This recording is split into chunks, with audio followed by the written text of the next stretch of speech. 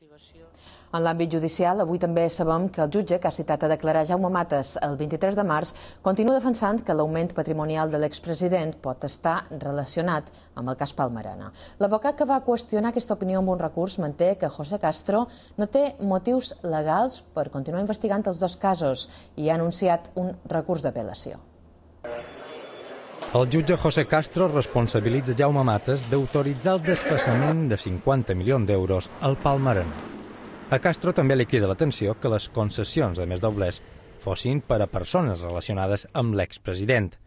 L'advocat que va demanar anul·lar la investigació conjunta del Palmerana i el patrimoni de Matas, en canvi, continua defensant la seva postura. La seva clienta va pagar els televisors per l'anomenat Palauet. Res a veure, diu el misser, amb les factures i plànols del velòdrom. Jo no faig la defensa de ningú més que de la meva clienta, que la senyora Lorca. I per lo que he vist a l'auto, crec que no se fa una menció expressa a cap moment a la meva clienta. Si se fa referència contínuament al senyor Matas, però no a la meva clienta. Gregorio San José creu que en el fons el jutge continua sense tenir arguments sòlids per pensar que Matas es va enriquir amb comissions a doblers desviats del projecte Palmerana.